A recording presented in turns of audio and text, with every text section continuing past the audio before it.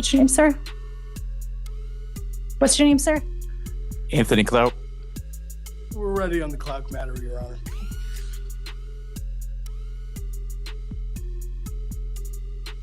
Is that with a K? Number 29, Your Honor. Klauck. 25 CR 5887, People versus Clout. Kevin Warden for the people.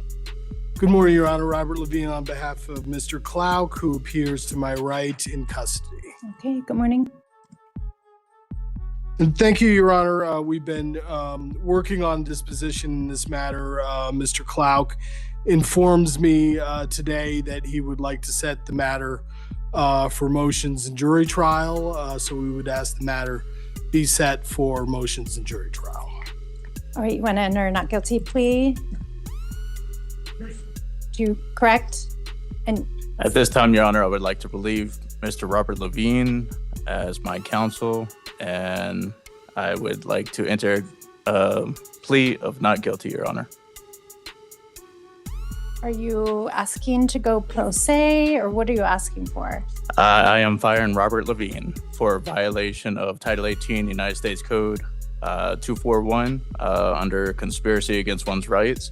I have also have some motions in my pocket in regards to complete dismissal of all charges, Your Honor.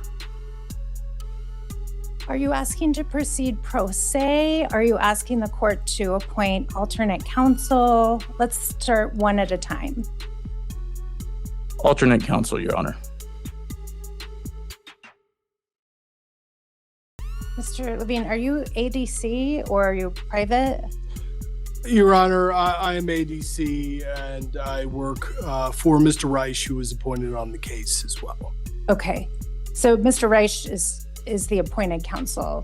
Correct. Right. Okay, and you're with his office. Okay, Mr. Klauck, in order for the court to appoint counsel other than the one that's already appointed, I have to make a finding that there's a legal or ethical conflict. Are you asserting a legal or ethical conflict? Yes, ma'am, Your Honor, for violation of my constitutional rights of due process, and not only that, but also committing a conspiracy against me under Title 18 United States Code 241, Your Honor. Okay, here's what I'm going to do, because I have a pretty long big docket. I'm just going to pass your matter. We'll call your matter at the end of the docket, sir. You can provide whatever information you want, but I need to make that initial determination before I can proceed in either direction, and then you'll have some decisions to make. Okay, so we'll recall your case at the end of docket. Yes, ma'am, Your Honor. Okay. All right, that brings us to the end of his first court appearance. They weren't able to return to his case on that docket, so no final decisions were made at that time. The hearing wrapped up without addressing every issue on the agenda. However, the story didn't end there. A few days later, he was back in court once again. This time, the focus shifted to his request to dismiss his own attorney. The court reconvened specifically to deal with that decision and to make sure his choice was addressed on the record. Your Honor, I straight fired this dude multiple times. He is not my attorney. This is our motion to withdraw. Mr. Klauck, we're going to call your case and then we can have a conversation, okay? This is 8 on the docket, 25 CR 5887, People versus Anthony Klauck. Kevin Warden for the people. Rob Levine on behalf of Mr. Klauck, who appears to my right in custody. Okay. Good morning, Mr. Klauck. First, I wanted to say I told you on Monday that we'd hear you that afternoon. I was unable to do so because counsel were not available, so that's why we had to reset you for today. Any questions on that? No, ma'am. Okay. On Monday, I had set the matter over because, as I understood from Mr. Klauck, he wanted alternate counsel appointed. I indicated that I need to hear some more information on that. And then since that time, there's a pending motion filed by counsel indicating that they are requesting to withdraw. Is that accurate? Yes, Your Honor. Okay. The motion indicates that the basis for the withdrawal is that Mr. Klauck wanted to proceed pro se, which is not what I understood on Monday. Is something changed? Your Honor, that's based on my meeting with Mr. Klauk yesterday. That's the representation he made to me. Okay. Mr. Clark, let me ask you, again, that's not what I understood you to be saying on Monday. Are you asking to proceed pro se, or are you asking the court appoint another attorney to represent you? I would like the court to appoint another attorney based upon my Miranda rights, Your Honor, due to Mr. Robert Levine violating Title 18 United States Code 241, conspiracy against one's rights, and violation of due process under the Fifth Amendment of the United States Constitution and Article 2, Section 25 of the Colorado Constitution as well, Your Honor. Okay. So a couple things there. I'm just going to advise you generally. You have court-appointed counsel. You are entitled to court-appointed counsel when you are determined to be indigent and you're in custody, so you're determined to be indigent. The court appoints counsel. In your circumstance, there was a conflict with the public defender's office that was determined earlier on. Based on that conflict, you were appointed, I believe, technically it was the law office of Scott Reich was appointed, but Mr. Levine has been representing you, is that correct? Yes, ma'am, Your Honor. Okay. In order for the court to find a similar conflict or another conflict that would warrant appointment of yet another counsel, I can only do that if I find that there is a legal or ethical conflict. Does that make sense? I would think that there would be a legal conflict based upon violation of due process, Your Honor. Let's pause here, because this argument completely falls apart under even basic legal scrutiny. You're accusing your own attorney of violating your due process rights, which doesn't really make sense. Defense lawyers don't bring charges, they don't prosecute cases, and they don't control the court. They exist to protect your rights, not violate them. Now, if we take what you're saying at face value, the only possible legal issue you might be pointing toward is ineffective assistance of counsel. That is a very specific claim with a high legal standard, and it requires proof that the attorney's performance fell far below professional norms and directly harmed your case. Simply disagreeing with strategy or not liking the advice you're given doesn't come close to meeting that bar. And here's the part many defendants overlook. An attorney can only work with the cooperation they're given that if a client refuses to listen, ignores legal advice, or insists on arguments that have no grounding in law, makes effective representation extremely difficult at some point.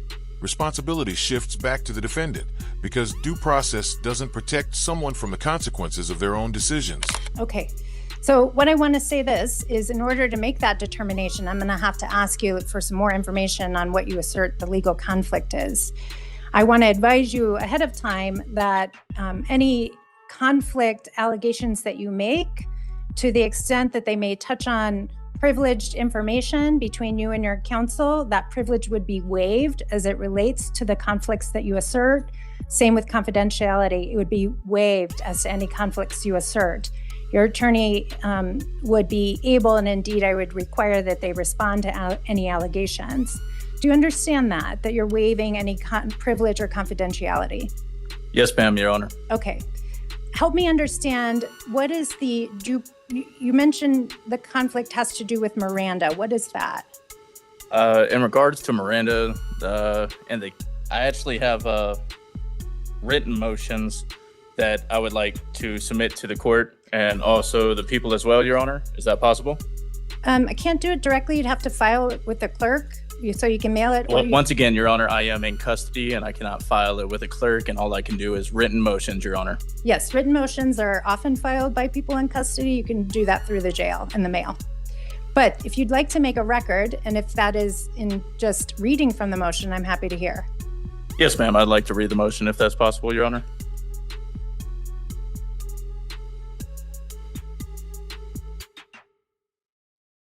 Motion to dismiss date 12/19/2025, defendant Anthony D. Klauk, who is present, Your Honor. Motion to dismiss charges in the Denver District Court case 25095887. And the discovery, it can be seen. Sorry, Mr. Clark, I'm going to stop you there. I'm not hearing a motion to dismiss charges. If you have motions relating to the conflict with your counsel. In regards to my counsel, Your Honor, I told him about the mistreatment I was going through in the county jail, and he still proceeded to want me to remain in custody. He still proceeded to try to cover up the fact that my rights were being violated in the county jail, Your Honor. And I gave him plenty of documentation and even have a grievance form that I even submitted to the county jail of the jail, violating the False Records Act, False Claims Act as well, with multiple officers violating their oath of office that they signed with the affidavit to the state of Colorado in regards to their oath of office to the United States Constitution, Colorado Constitution, uphold and enforce the laws of the state of Colorado, Your Honor. The more he continues to talk, the clearer it becomes that this isn't about legal rights at all. He's upset about being in custody and having to face the consequences of his own choices. Instead of accepting that reality, he seems to believe that blaming everyone else will somehow undo the situation. There's this idea that if he accuses enough people, his lawyer, the court, the system itself, the judge will simply make it all disappear.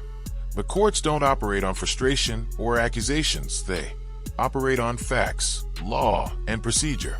There's no shortcut, no magic solution, and no argument that erases responsibility once the process has reached this point. Okay, is that a separate issue from Miranda?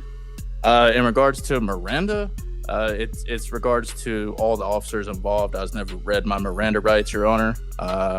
And this is also found in the discovery as well, which means every officer involved in my arrest violated due process under the Fifth Amendment of the United States Constitution and Article 2, Section 25 of the Colorado Constitution. And also, with that being said, Your Honor, Title 18, United States Code 1918, is being violated by the oath of officers who are testifying against me or going to testify against me in the upcoming trial, Your Honor. And based upon my knowledge under Title 18, United States Code 1918, even the prosecutors themselves can confirm that that is a felony. And not only that, but also violating Title 18, United States Code 241, conspiracy against my rights, and Title 18, United States Code 242, deprivation of rights under the color of law, which is also felonies, Your Honor. And with Mr. Robert Levine violating due process and also committing felonies of conspiracy against my rights after he was informed, Your Honor, once again, confidentiality has been waived, as we agreed. And I did speak to my attorney about my rights being violated in the Denver Detention Center, downtown Denver Detention Center. And this seems to have not been reported to anybody.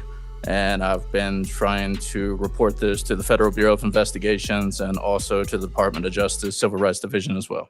He told federal investigators that he was in custody simply because people don't like him, and that no one was willing to listen to his side of the story.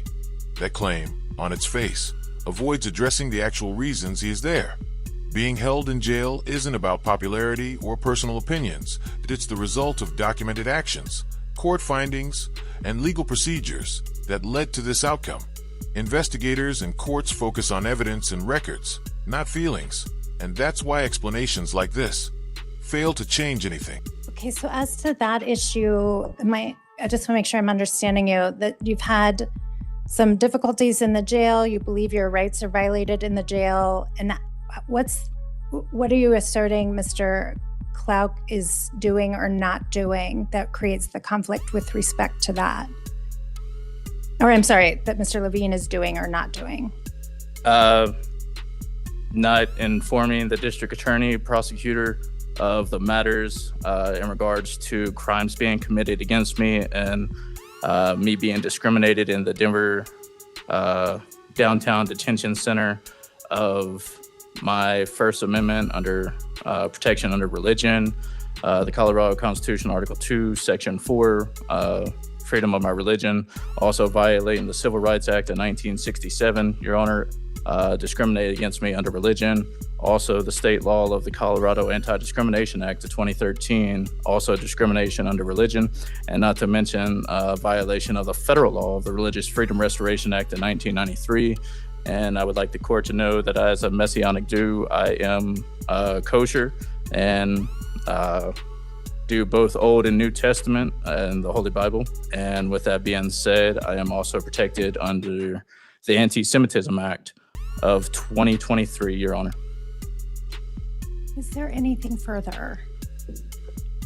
Other than that, my attorney clearly seen in the discovery that violation of due process, in addition to him being aware of my rights being violated in jail, also in the discovery that was submitted, the perjury was done, and the persecution of the state of Colorado still wants to proceed in this matter, which means they would be violating due process as well, which means they would be violating their oath of office to the United States Constitution, based upon Matthew, who is one of the names in the mandatory protection order in my case in the discovery, committed perjury and with two different names of Cecilia and Sabrina, submitting false evidence through Sarah Michaels at University Health, committing perjury and also violating the federal law of the False Claims Act. And the matter that he still wants to pursue the case and not defend me and bring this to the prosecution's attention, this in itself makes me feel like this is a conflict of interest based upon due process, that not only is Robert Levine also violating due process, but also the state of Colorado under the prosecution as well, Your Honor. As mentioned earlier, your attorney cannot realistically violate your due process rights because he is not the one bringing charges or prosecuting the case.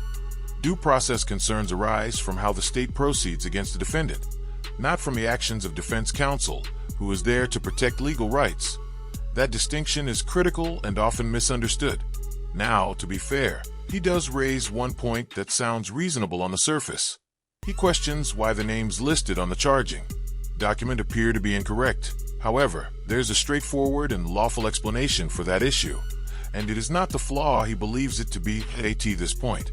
His attorney, who he claims is violating his rights, is about to explain the reason for that discrepancy directly to the court, clearing up the confusion on the record. Mr. Levine, did you want to respond to anything? Briefly, I think what he is actually referring to is the SBI forms in the case. That's something we discussed.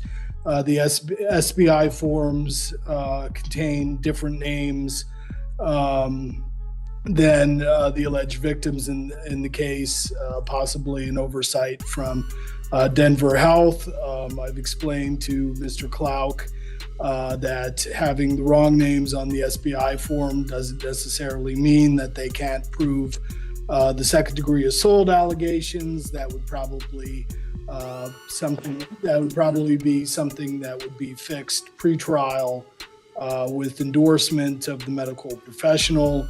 I've met with Mr. Klauck 4 times during the pendency of the case. I'm, realize that, he has interest in getting out of custody and expediting this matter. And I've tried to take that seriously and, step my foot on the gas for Mr. Klauck here in negotiating the case and kind of trying to move things along. There is a misdemeanor offer here. It's a misdemeanor probation offer. I think we don't need to get into that. Seems a little outside. Okay. Anything further on what he's asserting on the conflict? Your Honor, there have been issues with the jail. I know I spoke to Mr. Klauck's mother, who called before court on Monday. I tried to see Mr. Klauck before Monday. I went to the jail, but by the time I went to the jail, they had transported him here. There's been transportation issues with Mr. Klauck. So it's been hard to see him before court on several occasions, but I've met with him 4 or 5 times to discuss his concerns and to discuss the case. As explained earlier, there's a clear and reasonable explanation for why the names on the charging document were incorrect.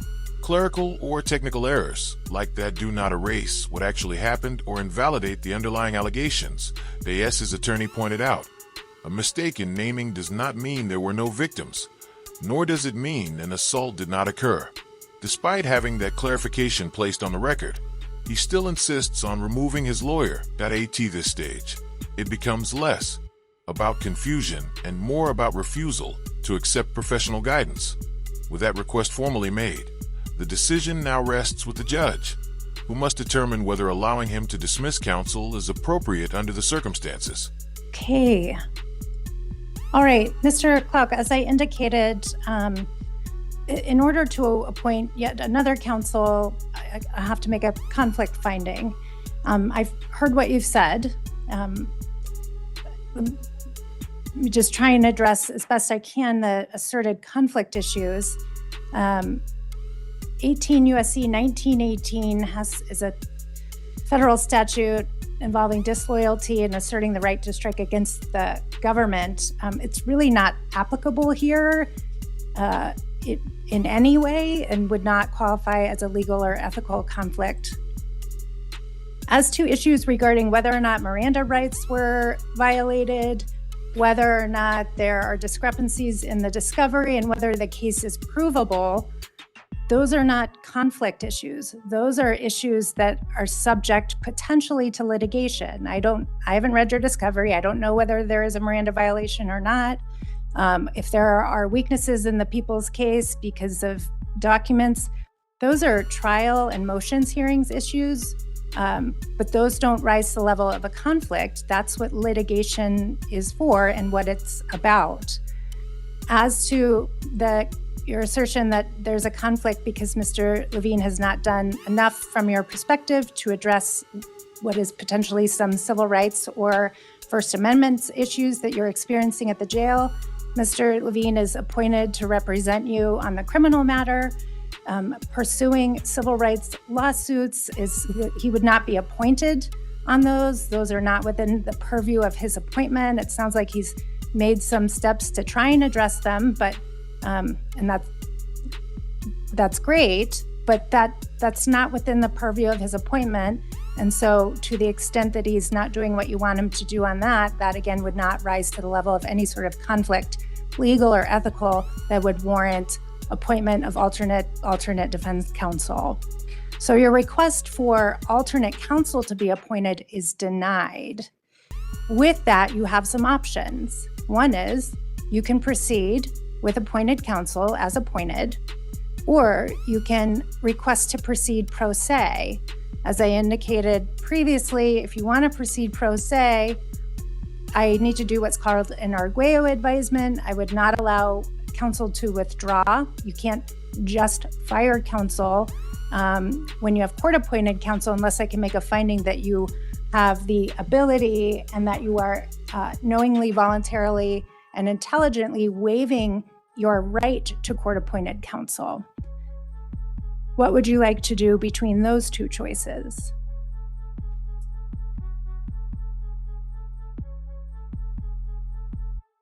I'll stick to the word of God and go pro se, Your Honor. Experience shows that it never plays out the way they expect.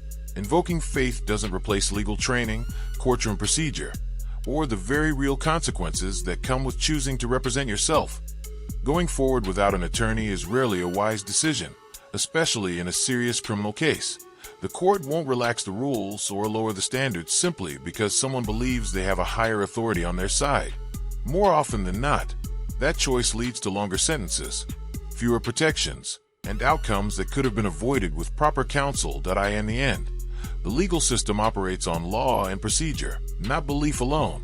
And while some spectators may view these moments as cautionary examples for the person involved, the consequences are very real and can last for years. Okay, I'm going to go through what's called an arguello advisement with you. Arguello is just a case that talks about what types of advisements and findings I would need to make for you to proceed pro se.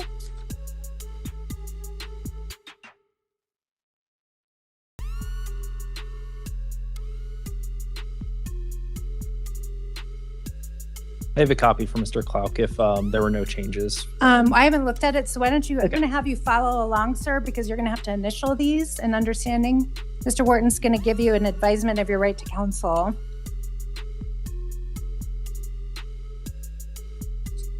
Okay, you have that written advisement in front of you? Yes, Your Honor. All right.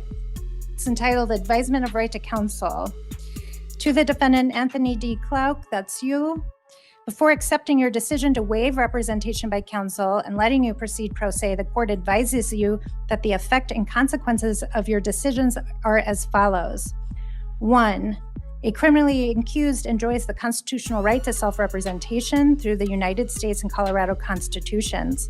The right to self-representation is personal to you and may not be abridged by compelling you to accept a lawyer when you desire to represent yourself, citing People versus Romero. Do you acknowledge that understanding? Yes, ma'am, Your Honor. Okay, do you have a pen? I do not, Your I'm Honor. going to ask you to put your initials there.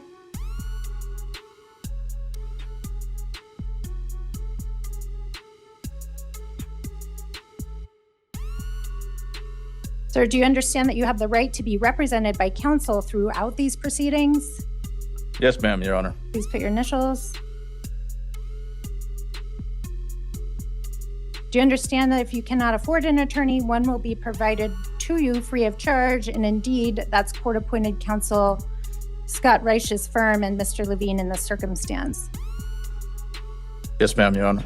Okay, initials there, please. Do you understand I will appoint counsel, or rather continue appointed counsel if you want an attorney to represent you? Yes, ma'am, Your Honor. Okay, initials there for me.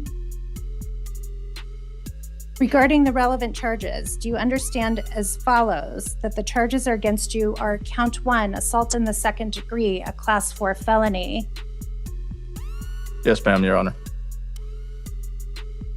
That's an F4 felony. It carries a presumptive Department of Correction sentence between 5 and 16 years.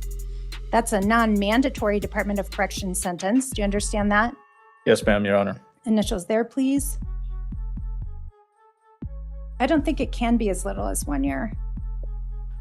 I actually wasn't sure at that time with the extraordinary because it is a different sentencing structure than your standard F4. It's a 5 to 16 non-mandatory. 5's the minimum. Correct. I can't find mitigation, right? I guess not, no. Okay. Mr. Clark, I'm gonna cross out as little as 1 year. The sentence on this matter is 5 to 16 years. If you are probation eligible, probation may be an option. I'm gonna cross out the next paragraph. It's not applicable. It is followed by 3 years of mandatory parole. Do you understand that? Yes, ma'am, Your Honor. And there's possible fine between $2,000 and $500,000. Yep. The count 2 is assault in the third degree. That's a class 1 misdemeanor. That carries a jail sentence from 0 to 364 days and a fine of up to $1,000. Do you understand those two? Yes, ma'am, Your Honor. If you could put your initials there and there. How far have you gone in school? Second semester of junior college, Your Honor. Did you graduate high school? No, ma'am, Your Honor. I got my GED. How far did you go in high school?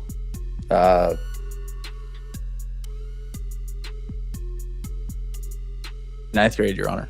The court spent the final minutes scheduling his next hearing, which is set for next week. So this story is far from over to as soon as he appears again. I'll be sure to cover it, because if this first round is any indication, things are only going to escalate with each appearance. Honestly, I can't help but notice a familiar pattern here, between the arguments, the mindset, and the way he frames his claims. It gives off strong sovereign citizen or First Amendment auditor energy, and I'm curious if you're picking up on the same signals, or if you see it differently. Let me know what you think in the comments. If you found this breakdown helpful or interesting, go ahead and hit the like button. That if it wasn't your thing, that's fine too. Let your feedback be known. Either way, don't forget to subscribe and turn on notifications so you don't miss the follow-up when his next court appearance happens.